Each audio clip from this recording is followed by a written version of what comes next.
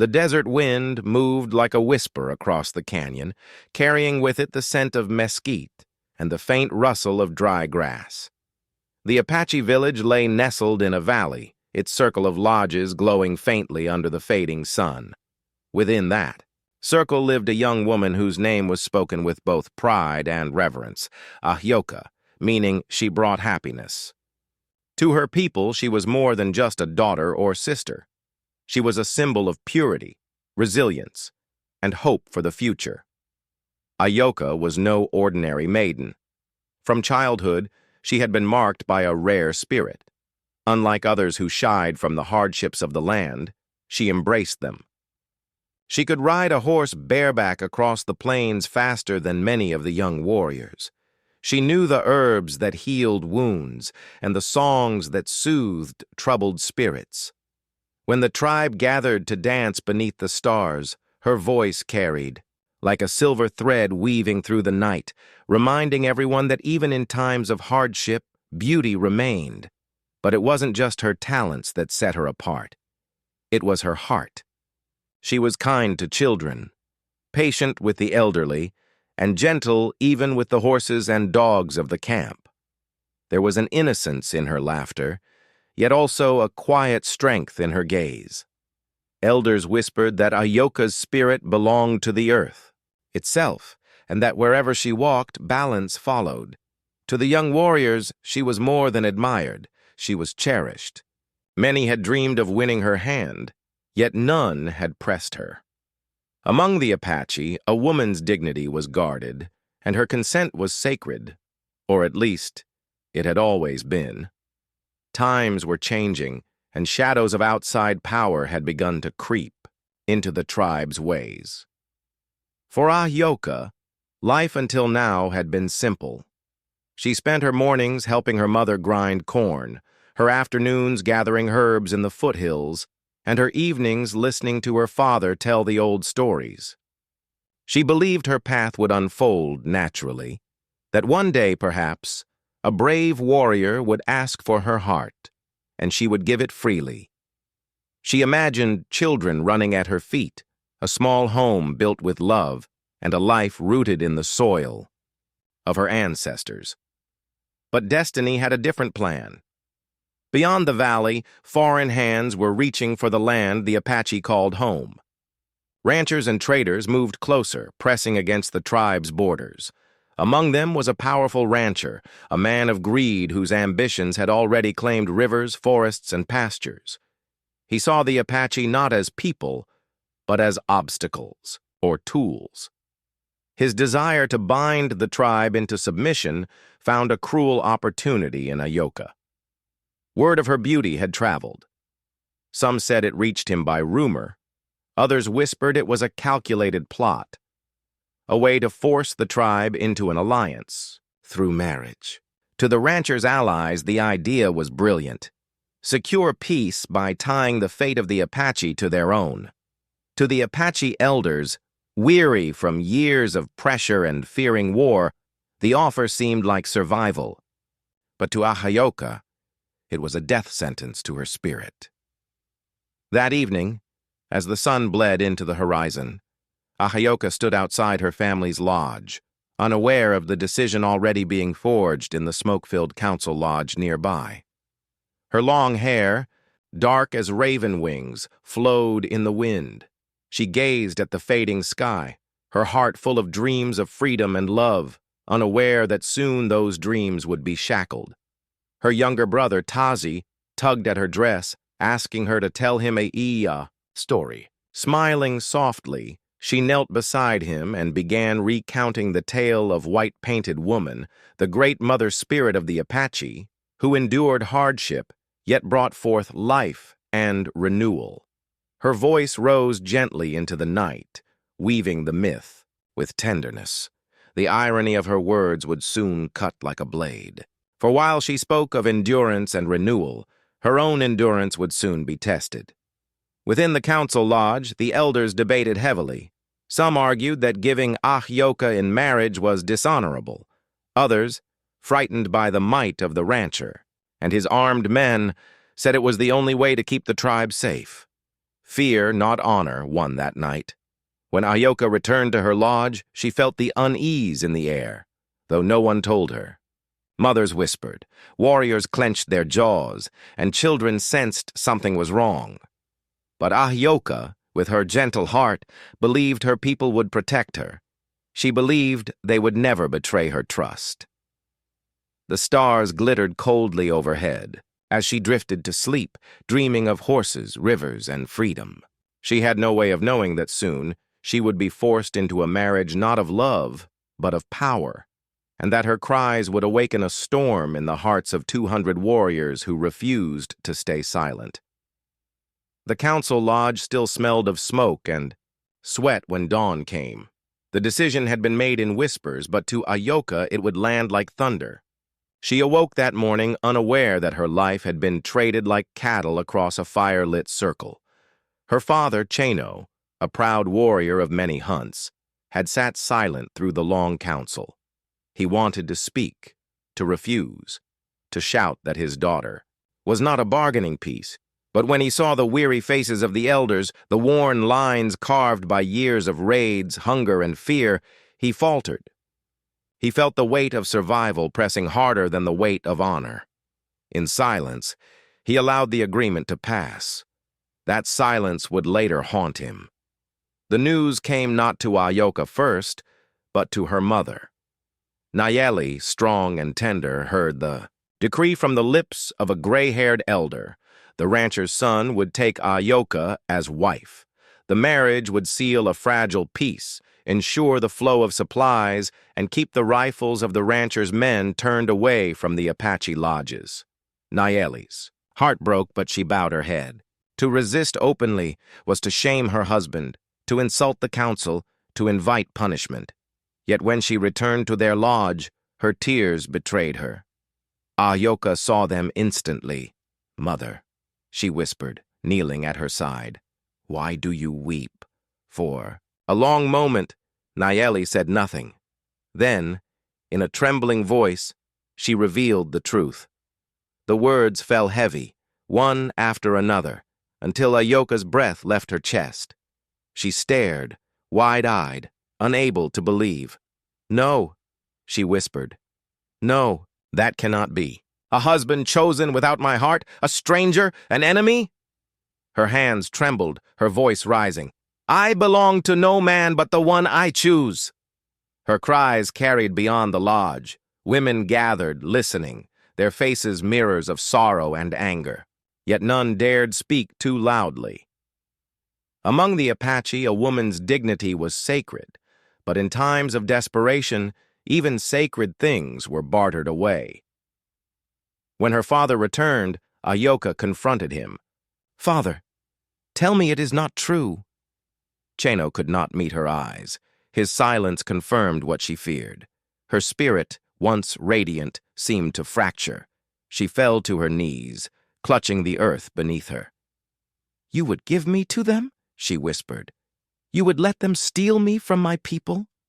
Her father's voice broke as he spoke. "Daughter, I have fought many battles, but the battle before us is greater than one heart. If we resist, many will die. This is the way of survival." Ayoka rose, tears burning down her face. "Then, what of my survival, father? What of the life within me, the freedom that is mine? Must it be sacrificed for peace that will never last?" His answer was silence, and silence was the deepest wound of all. The days that followed became a blur of dread. Preparations began for the marriage. Gifts were gathered, skins and beadwork laid out, and horses readied for the ceremony. The elders spoke of alliance, of peace, of a future secured. But among the young warriors, unease grew. They saw Ayoka's misery. They saw the injustice staining their traditions. Though they stayed quiet, their eyes burned with a rage that had not yet found voice. Ayoka herself became like a shadow. Her once bright laughter faded into silence. She wandered the hills alone, seeking solace among the stones and streams. At night, she prayed to the spirits of her ancestors, begging for deliverance. "Mother of the earth," she whispered, Do not let me be bound to cruelty. Do not let my life end in chains. But the day of the betrothal came swiftly. The rancher's men arrived on horseback, their rifles glinting in the sun, their laughter coarse. At their head rode the groom, a man not much older than Ayoka, but hardened by arrogance and entitlement. His eyes, when they fell on her, held no kindness, only possession. He looked at her as one looks at a horse, a prize, a tool. The ceremony was set by the river bank, where the tribe had long held unions. But instead of joy, the air was heavy with dread. Ayoka stood clothed in a white deerskin dress, her hair braided with feathers.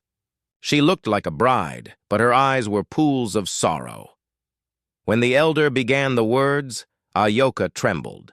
She glanced toward her people, her friends, her cousins, the warriors she had grown up beside. None moved. None spoke. Fear held them, like chains.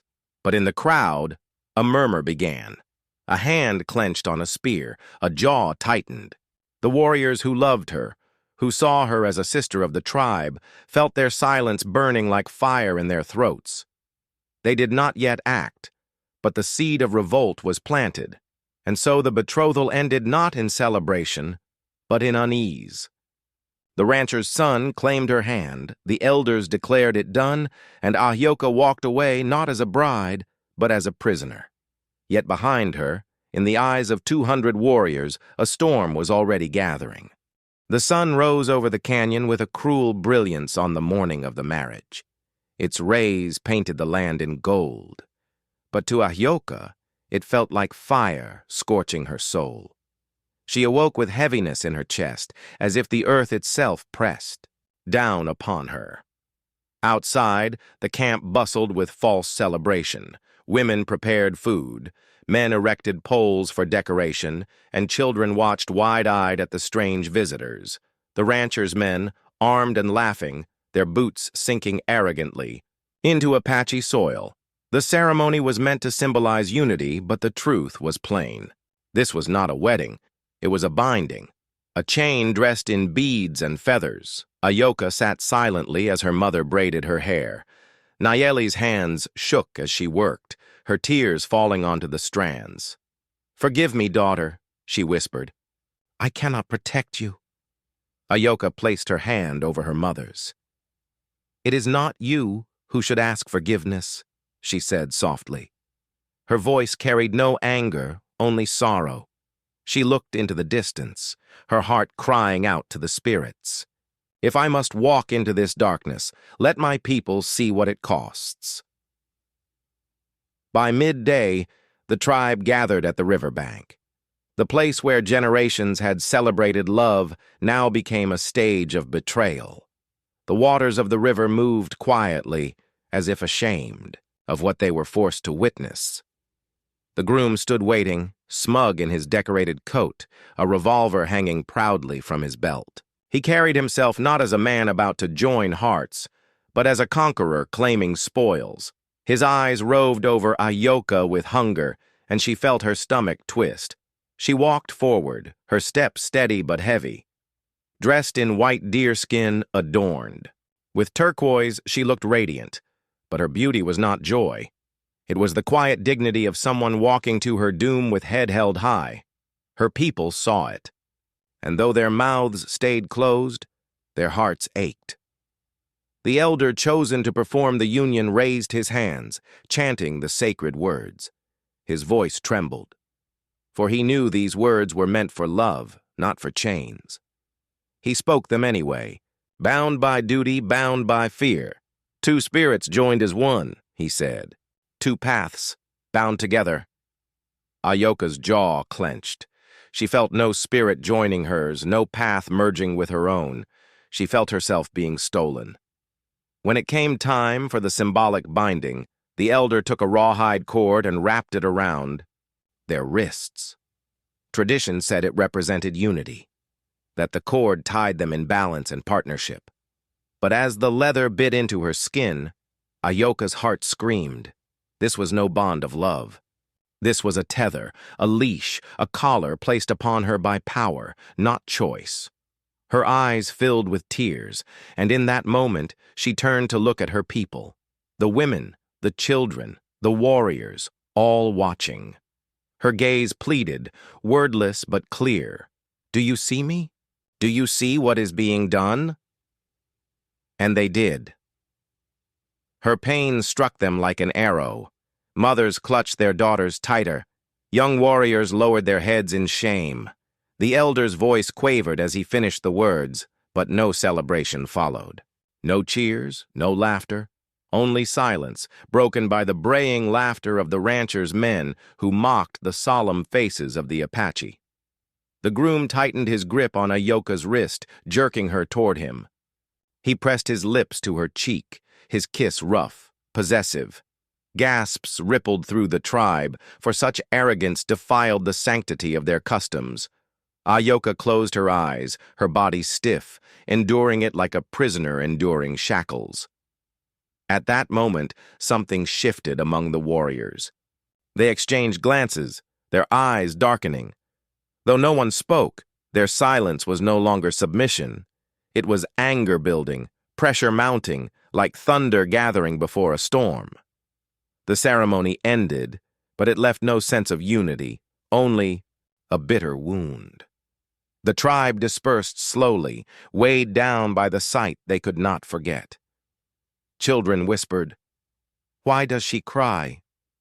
while elders muttered prayers under their breath. That night, Ayoka was led to the groom's tent set up at the edge of the village. She walked as though in a trance, her wrists still aching from the cord. Her people watched in silence as the flap closed behind her. No one moved. No one stopped it.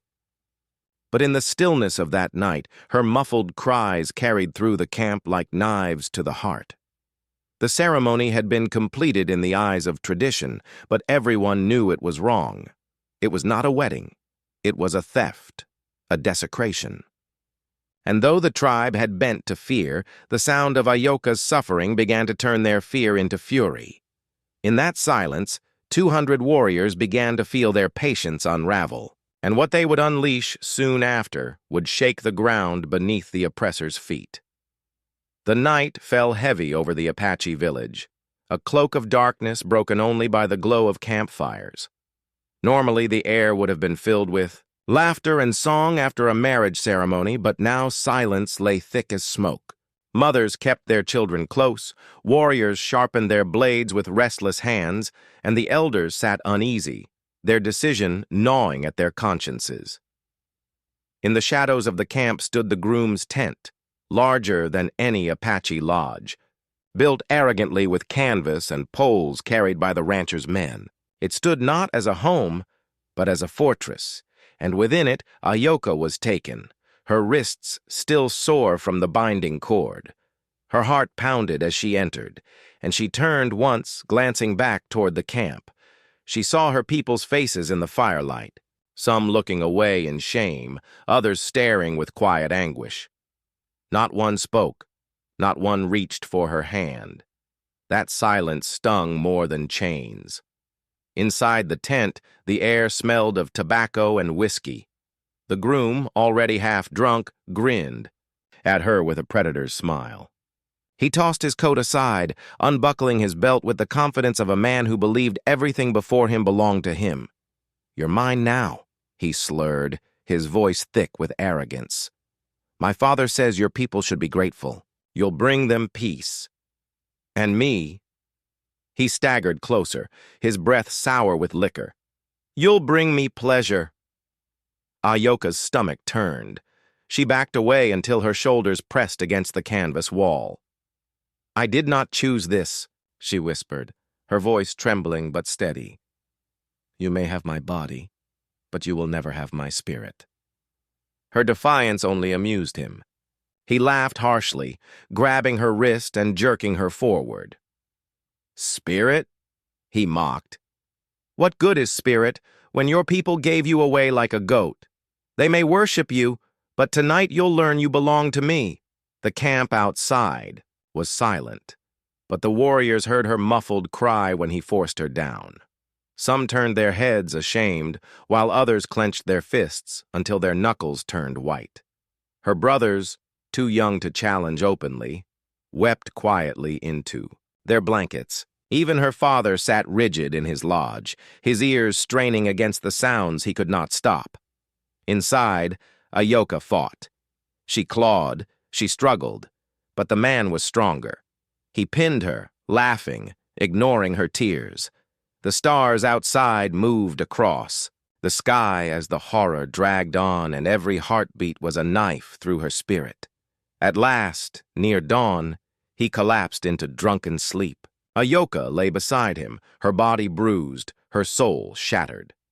She turned her face to the canvas wall, staring at the faint glow of the rising sun. A single tear traced down her cheek, not of weakness, but of sorrow deeper than words. When she emerged from the tent at first light, the village stirred. She walked slowly, her steps unsteady, her eyes hollow. Her white deerskin dress was torn, her braids undone.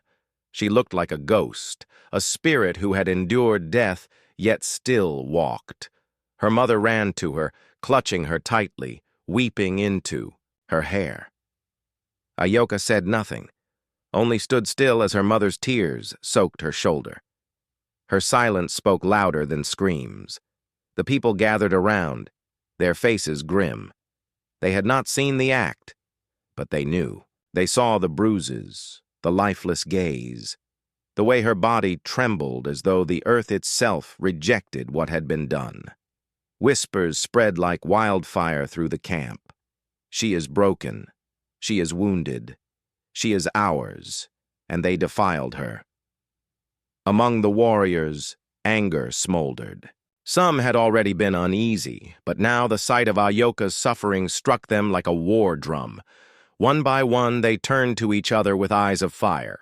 This was not marriage. This was an insult to their people, a desecration of their traditions, an attack on their very soul. That day, Ahyoka sat outside her family's lodge, wrapped in a blanket, staring into the distance. She did not eat. She did not speak.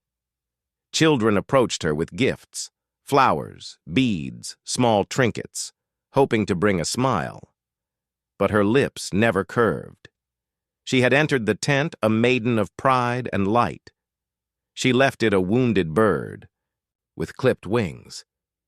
And yet, in her silence, there was a strange power. The more she said nothing, the more the tribe felt her pain echoing inside them.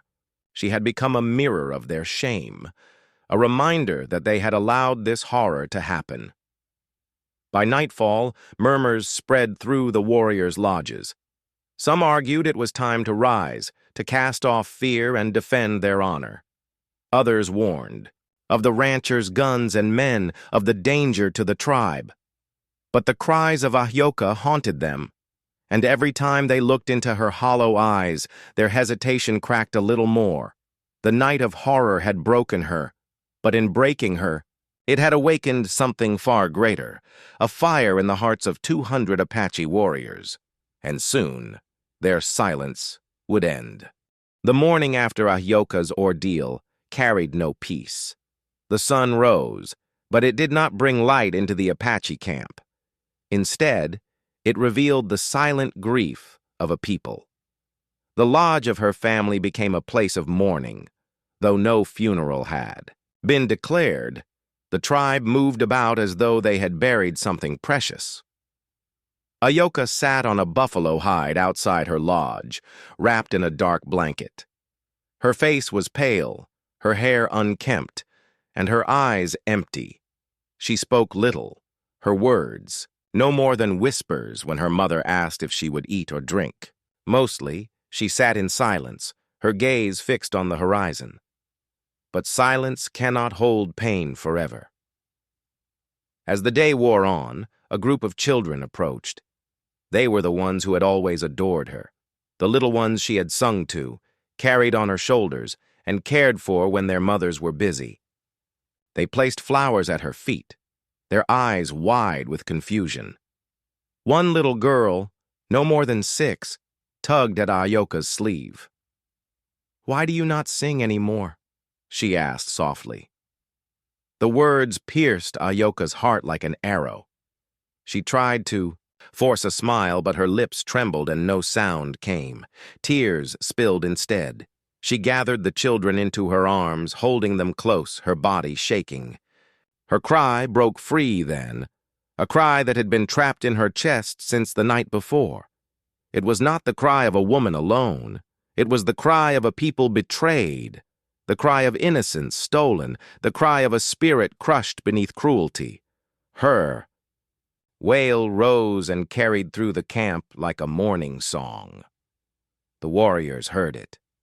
One by one, they emerged from their lodges. Their faces were carved in stone, their hands clenched tight.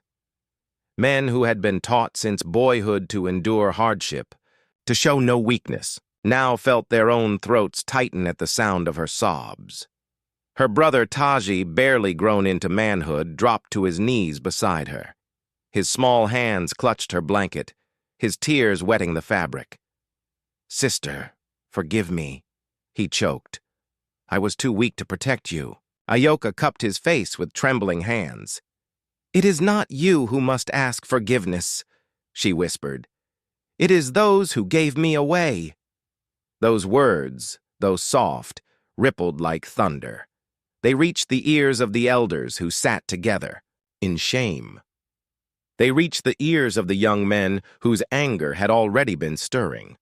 And they reached the ears of her father, Cheno, who sat apart from all, his face buried in his hands. That night, while the fires burned low, the warriors gathered at the edge of the camp. They spoke in hushed voices, their eyes hard and unyielding. "This is not the way of our people," one said. "A woman is not a thing to be traded. She is life itself." Another spat into the dirt. "The rancher thinks he owns us now. If we bow to this, we are no longer Apache.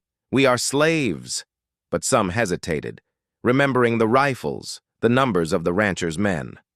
"To fight is to bring death upon us all," one argued. "Our women, our children, they will suffer." Silence fell, heavy and uneasy. Then an elder warrior, gray with age but strong in spirit, spoke. "Our children already suffer. Look at Ayoka. Look at her spirit, torn from her body. What more do we fear losing? We have lost more by our silence than we ever could by battle." The circle of warriors bowed their heads. His words struck deep. For years, they had endured the pressure of outsiders, giving up land, pride, and freedom piece by piece. But now they saw the cost. The line had been crossed, and the wound could not be healed with silence. At the center of the camp, Ayoka prayed once more. Her voice, though weak, rose into the night. "Ancestors, hear me. If my suffering must be, then let it awaken the hearts of my people. Let it call them to remember who we are." Her cry became more than pain. It became a call, and 200 warriors answered it. Not with words, not yet with weapons, but with the vow burning in their chests. They would not remain silent any longer. The night after Ayoka's cry spread through the camp, the Apache village did not sleep. Fires burned low, casting shadows on faces carved with anger, grief, and shame. The air was alive with something unspoken, a storm not of wind or rain, but of fury waiting to break free. By midnight, the warriors began to move. One by one, they slipped from their lodges and gathered in the clearing at the far edge of the camp, beyond the glow of the main fires. It was the same place where generations had met before hunts and battles, where secrets were shared and vows were sworn. That night, the ground itself seemed to wait for their decision. There were nearly 200 of them, some seasoned, scarred from years of raids, others young and untested but fierce with fire in their hearts. They formed a wide circle, their eyes fixed on the center where the elder warrior, Kohana, stood. Kohana was a man of great respect. His hair was streaked with gray, his chest broad, his eyes sharp as eagles' talons. He had fought many battles against encroaching enemies, but his spirit had been wearied by years of concessions. Tonight, though, his eyes burned like they had in his youth. He raised his hand, and silence fell over the gathering. "You all heard her cry?" he said, his voice carrying into the night. "You saw her broken, our sister, our daughter, our blood. Tell me, warriors of the Apache, is this who we are now? Do we bow to strangers and let them destroy what is sacred to us?" A murmur of anger rippled through the circle. "They call this marriage," Kohana continued, his jaw tight. "But we know the truth. It is chains, chains placed on her and on all of us. If we do nothing, then our children will live in chains too." A young warrior, his fists trembling, shouted, "Then let us fight. Let us make them pay for what they have done to her," others echoed, voices rising. The circle was alive with anger, but anger alone was not enough. Kohana raised his hand again for silence. "Anger is a fire," he said. "It burns bright, but it can consume us if we do not guide it. We must fight not as wild flames, but as a storm that cannot be stopped." He looked around at each warrior, his gaze piercing. "If we rise, we must rise together. Not 1 or 10 or 50, but every man here. We must be of one spirit, or we will fail." The warriors nodded, their faces grim. Then another voice rose, Takoda, a younger leader known for his boldness. "My brothers, I say this, our silence has already killed something sacred. Ayoka was our pride, the light of our people. We let her be given away like a goat. We let them destroy her spirit. If we stay silent now, we are not men. We are not Apache. We are ghosts already." His words struck like thunder. The warriors pounded their spears and fists into the earth, the sound rolling through the night like drums of war. At that moment, a new vow was born. One by one, the warriors stepped into the center of the circle. Each took a handful of dirt, pressed it to his chest, and swore, "By the earth of my ancestors, I will not be silent. I will fight for Ayoka and for the honor of our people." The ritual spread until all 200 had spoken, their voices weaving into a single roar of defiance. The ground beneath them seemed to tremble with the weight of their promise. From the shadows at the edge of the gathering, Ahyoka's brother Taji watched. He was not yet of age, but his heart blazed with fury. When Kohana saw him, he beckoned him forward. "You are young," Kohana said, "but your heart is strong. Do you swear as we do?" Taji lifted his chin, his eyes shining with tears. "I swear," he said, his voice firm, "for my sister, for all of us." The warriors placed their hands on his shoulders, accepting him into their vow. When the gathering ended, the men dispersed silently, returning to their lodges as though nothing had happened. But the fire in their eyes told the truth. The tribe would no longer remain still. The silence that had allowed Ahyoka's suffering was shattered. The gathering was more than a meeting. It was a spark, and soon it would ignite into a blaze that no rancher, no guns, no walls could contain.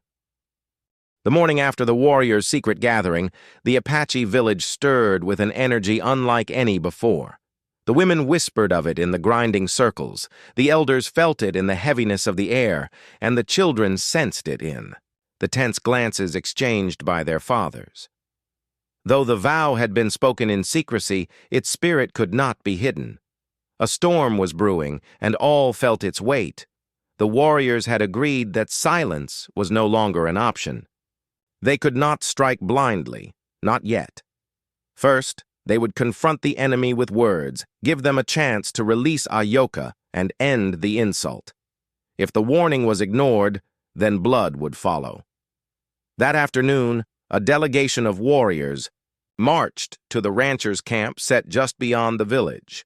At their head walked Kohana, his tall frame rigid with resolve, and Takota, fierce and unflinching. Behind them followed 30 others, chosen as the voice of the 200 who stood, ready in spirit. The ranchers' camp was a place of arrogance. Tents stood too tall, rifles leaned against posts, and men lounged with bottles of whiskey, laughing too loudly, their eyes filled with mockery. They rose slowly as the Apache approached, their hands drifting toward their guns. The ranchers, son, Ahioka's so-called husband, emerged from his tent, adjusting his coat with a smirk. His swagger was unmistakable, as though he had conquered something great by simply forcing a woman into his bed. His gaze swept over the warriors, and his smile widened. "Well, well," he drawled. "What brings the proud Apache warriors to my camp? Come to congratulate me on my fine bride?" Takota's hand twitched toward his blade, but Kohana stepped forward, his voice deep and steady. "We have not come to congratulate. We have come to warn." The smirk faltered slightly. But the rancher's son still laughed. "Warn me? About what? She is my wife now. The council agreed. Your people made their choice." Kohana's eyes hardened. "Our elders made a choice out of fear, not honor. The girl did not choose. She is not your wife. She is your prisoner. Release her and leave our people, or you will answer to the Apache." The camp erupted in laughter. The ranchers' men slapped their knees, mocking, their jeers echoing across the clearing. The groom stepped closer, his grin full of contempt. "You think I'll give her up because a pack of painted savages demand it?" he sneered. "She belongs to me now. She cries for me at night. She'll bear my sons, and there's nothing you can do." Takota's rage broke. He lunged forward, his knife flashing in the sun, but 2 warriors caught his arms, holding him. Back. His chest heaved, his eyes blazing murder, but Kohana's hand rose again, commanding restraint. Kohana leaned in close to the groom, his voice a low growl. "Your arrogance blinds you. You think her cries are for you? They are for justice. They are for the warriors who hear them in their sleep. If you ignore this warning, you will learn what it means when 200 Apache rise as one." For the first time, the groom's smile faltered. He glanced at the warriors' faces, their eyes hard as stone, and for a flicker of a moment, unease crossed his features. But pride returned quickly, and he spat at the ground between them. "Tell your warriors this," he said coldly. "I do not fear you. My father has more rifles than you have arrows, more men than you have braves. If you want her back, you'll have to dig her from the ground after I've finished with her." The words struck like a whip. A low growl rumbled from the Apache warriors, their fury barely restrained. Kohana's jaw tightened, but he did not strike. "Not yet. You have chosen your path," Kohana said, his voice like stone grinding against stone. "When the storm comes, remember this moment. Remember that we offered you peace." With that, he turned sharply, leading the warriors back toward the village. The groom laughed behind them, his men jeering, their rifles clattering as they pounded them against posts in mock applause. But their laughter was hollow, for they did not see what burned in the Apache warriors' eyes as they walked away. They did not understand that the warning had been more than words. It had been the last thread of restraint holding back a flood of vengeance. That night, the council of warriors gathered once more. Takota slammed his fist into the dirt. "They mocked us. They mocked her. There is no peace left." Kohana nodded slowly. "Then so be it. They were given their chance. Now we prepare. When we rise, it will not be with warnings. It will be with fire and blood." And the circle of 200 warriors roared their agreement, their voices carrying into the night like the first thunder of a coming storm. The warning had been spoken. The enemy had laughed. Soon, they would not laugh again. The ranchers' camp fell silent that night, but the silence was not peace. It was arrogance. The groom and his men drank heavily, laughing at the Apache's warning, telling themselves that fear had already broken the tribe. They spoke of conquest, of profit, of land and women. To them, the warriors' words were nothing more than hollow threats. But in the Apache village, a very different silence reigned. It was the silence of sharpening blades, of bowstrings being tightened, of flint striking against stone to prepare the war arrows. It was the silence of men readying themselves for battle, their hearts pounding with a fire that had been building for too long.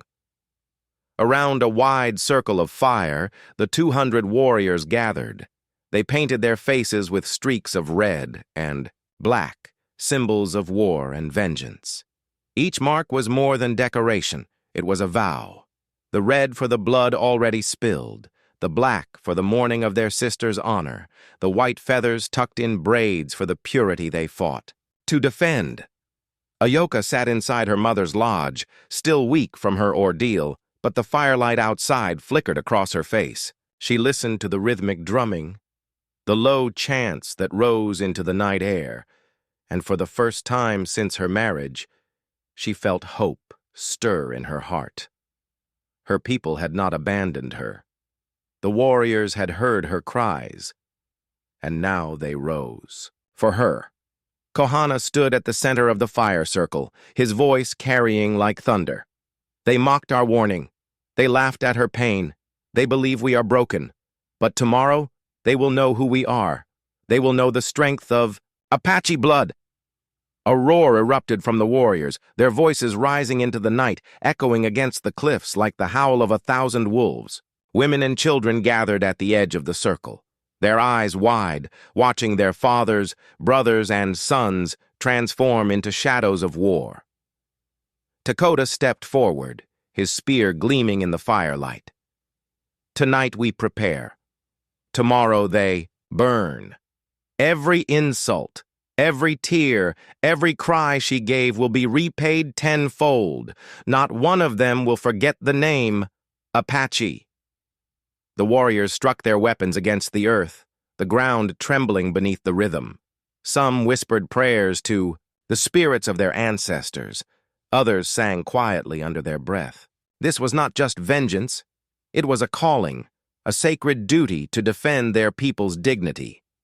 Far from the circle, scouts had already been sent. They crept through the darkness, moving like shadows through the ranchers' camp, counting, rifles watching guard posts, noting the weak spots where drunken men stumbled in their watch. When they returned, their report was swift. The camp was lax, the men overconfident, the defenses careless. It was exactly what the warriors had hoped for. The plan was set. At dawn, the warriors would strike from 3 sides, their arrows raining. First, to sow chaos. Then, as the camp scrambled, the warriors would descend like thunder, cutting off escape and driving their enemy into the center where no man could flee. That night, the village did not sleep. The women prepared food and water for the warriors, braiding their hair tightly, whispering words of strength into their ears. Mothers kissed their sons on the forehead, knowing some might never return. Fathers clasped the hands of their boys, who would fight for the first time, pride and fear mingling in their eyes.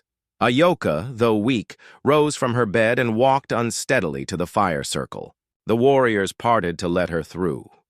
She stood before them, her face pale, but her spirit blazing. "My brothers," she said softly, her voice carrying with surprising strength. "I was forced, but I will not be broken. If I die tomorrow, I will die knowing I was not forgotten. If you fight for me, fight not only for my body but for the spirit of our people. Let them know that Apache hearts do not bow." A hush fell over the circle. Even the flames seemed to bend toward her. And then with one voice, the warriors shouted their war cry, a sound so fierce it shook the stars above. Through the night, the war drums beat.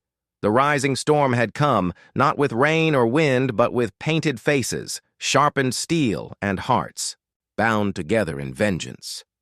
At the ranchers' camp, the drunken laughter eventually died into snores. Men slumped against barrels, rifles leaning unattended. Their arrogance was their weakness. In the hills surrounding the camp, shadows moved. One by one, the Apache warriors took their places, crouched in the darkness, their eyes fixed on the camp below. The firelight of the ranchers' tents flickered like prey waiting for the hunter's strike. Kohana crouched at the front, his bow resting in his hand. His voice was low, almost a whisper. At first light, we rise.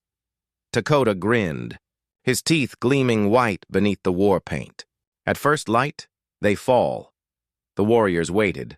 The storm coiled tight, ready to unleash. The night stretched long, but their resolve did not waver. For in their hearts they knew the dawn would bring not just battle, but the beginning of justice.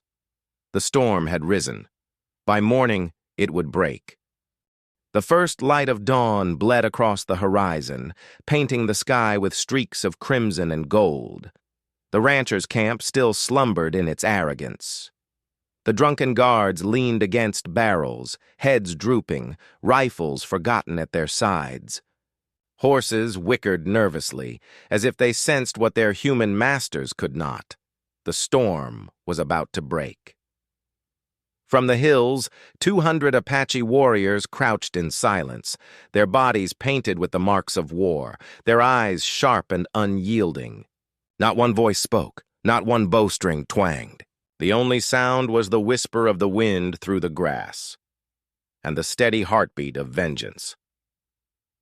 Kohana raised his hand. Every warrior's gaze followed the movement, the sign they had been waiting for. Behind him, Dakota whispered a prayer to the ancestors, then touched the blade of his spear to the earth. The first arrow flew. It whistled through the crisp morning air and struck a drunken guard square in the chest. He collapsed without a sound, his body slumping into the dust.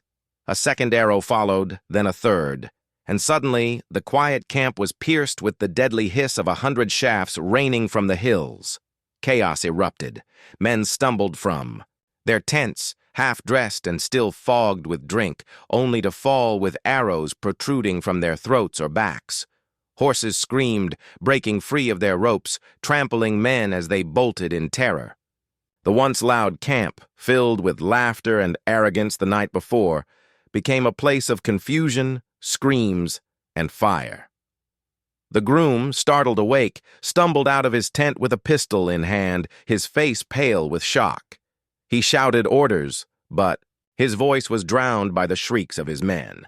Then came the second wave. From 3 sides, the Apache warriors descended like thunder. Spears lowered, tomahawks raised, war cries split the morning air with a ferocity that chilled every enemy's. Blood. The ground shook beneath the charge, 200 strong, each man fighting not only for Ahioka, but for the dignity of their people. The ranchers' hired guns scrambled to form a line, firing wildly into the approaching storm. A few bullets found, their mark, dropping Apache warriors into the dust, but the charge did not falter. The fallen were trampled by their brothers, who surged forward with unrelenting force. Dakota was the first to break into the heart of the camp. His spear found a man's chest, driving him backward into the flames of a tent that had already caught fire from a torch. Without pausing, he wrenched the weapon free and spun to face another, his war cry echoing through the smoke. Kohana fought, with bow and knife, moving like a shadow. His arrows struck swift and true, and when the bowstring slackened, he drew his blade, cutting down any who dared come close. His face was calm, almost cold, as if every motion had been decided long before. This day, the groom fought desperately, firing his pistol until it clicked empty, then snatching up a rifle. He shot 2 warriors before the weapon was ripped from his hands. Surrounded, he backed toward the center of camp, screaming for help that never came. All around him, the camp burned. Flames licked at wooden wagons, tents collapsed into ash, and the smoke of vengeance rose into the morning sky. The warriors pressed inward, forcing the remaining enemies into a shrinking circle. Finally, the groom stood face to face with Kohana. His fine clothes were torn, his face smeared with dirt and fear. His arrogance, once so unshakable, had crumbled into desperation. "You can't kill me!" he shouted, his voice breaking. "I'm protected. The rancher, the army, they'll come for you all if you touch me." Kohana's expression did not change. He stepped closer, his knife gleaming in the firelight. "No one will come, and if they do, they will find nothing but ashes." The groom tried to run, but Takota's spear struck his leg, sending him sprawling into the dust. He screamed, clutching the wound, but the sound was drowned by the roar of 200 warriors surrounding him. Ayoka herself, pale but resolute, stepped forward through the smoke. The warriors parted to let her through. She looked down at the man who had stolen her freedom, who had scarred her body and her spirit. He whimpered at her feet. "Spare me, please." But Ayoka's eyes were hard as stone. She lifted a burning brand from the wreckage of a tent and cast it aside near his body. Flames spread quickly, licking closer until the man's screams rose into the sky, mingling with the crackle of fire. The warriors did not move. They watched, silent, as justice consumed him. By midday, it was over. The rancher's camp was reduced to ashes, its men scattered to the winds or dead in the dust. The Apache warriors stood victorious, their faces streaked with smoke and blood, their spirits blazing. They had revolted, and the world would never forget it. The battle had ended, but its echoes still lingered in the air. Smoke curled from the ashes of the rancher's camp, twisting skyward like a solemn offering to the spirits. The earth itself bore scars, blackened soil, splintered wood, and the bodies of those who had fallen. Yet in the midst of the ruin, there was life, strength, and a victory that would be remembered for generations. The 200 warriors stood in a wide circle, their faces smeared with ash and blood, their weapons heavy with use. Some bore wounds, slashes across arms, arrows lodged in flesh, yet none complained. They had come not for glory, but for justice, and justice had been won. At the center of the circle stood Ayoka. The night before, she had been a broken bride, forced into a life she had not chosen, her spirit crushed beneath the weight of violence. Now she was transformed. The fire of battle still glowed in her dark eyes, not from cruelty, but from the unshakable knowledge that she had been defended by her people, that her cries had been heard. Kohana stepped forward first, his bow hanging, loose at his side. "Sister," he said softly, his voice carrying in the still air, "your suffering has ended. You are free." Takota followed, his spear still dark with blood. He knelt before her, lowering his head. "You were forced into silence, but we broke it for you. Not one of us regrets it." The other warriors echoed their words, some with chants, some with the pounding of spears against the earth. Their voices rose together until the sound rolled like thunder over the hills. It was not the war cry of battle, but the call of unity, a vow that no woman, no child, no elder of the Apache would ever again be abandoned to cruelty while 200 hearts still beat in defiance. Ayoka raised her chin, her voice trembling but strong. "I am not free because the groom is dead. I am free because you all chose to stand. My pain was mine alone, but my freedom is ours together. The spirits will remember what you have done this day." The warriors bowed their heads. In that moment, the air seemed to thrum with something greater than mere victory. It was as if the ancestors themselves were present, watching, approving, blessing the revolt with their unseen hands. As the sun climbed higher, women and children of the tribe arrived, drawn by the smoke and the cries. Mothers wept at the sight of their sons alive. Wives embraced their husbands, and children clung to their fathers' legs. But their joy was not unshadowed. For some, there were no reunions, only the still forms of warriors who had given their lives in the revolt. The tribe gathered those fallen with care, laying them gently in rows, covering their faces with cloths.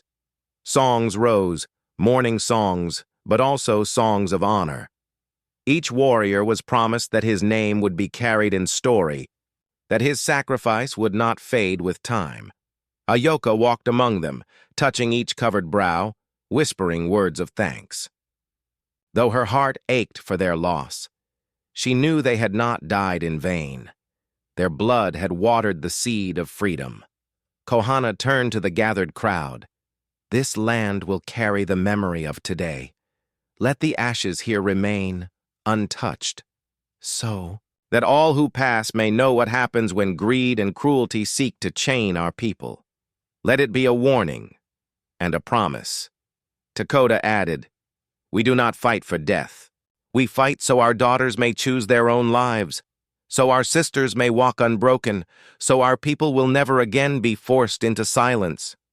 The tribe roared in agreement, their voices filling the valley like a river in flood. That night, under a sky filled with stars, they held a great fire. The warriors painted their faces not with the colors of war, but with the marks of renewal. Children laughed and danced around the flames. Elders told stories, weaving the events of the day into the great tapestry of Apache history. And Ayoka sat among them, no longer a victim but a symbol. She had been the spark that lit 200 hearts aflame. Her suffering had turned into strength, her silence into a cry that awakened an army. And now, she was more than herself. She was the embodiment of her people's resilience. As the flames leapt high, she whispered to herself, "I was forced into marriage, but my people refused to stay silent, and because of them I am free." The stars shimmered above, as if the ancestors themselves had heard and approved. From that day forward, the story spread beyond the valley. Travelers carried whispers of the revolt, of 200 warriors who rose to defend one woman's dignity. In nearby towns, settlers spoke in hushed tones of the ashes that remained where a camp once stood, and among the Apache, Ahyoka's name became a song of strength, a reminder that no force on earth could chain a people united by justice. The dawn of freedom had come, and it would never be taken away again.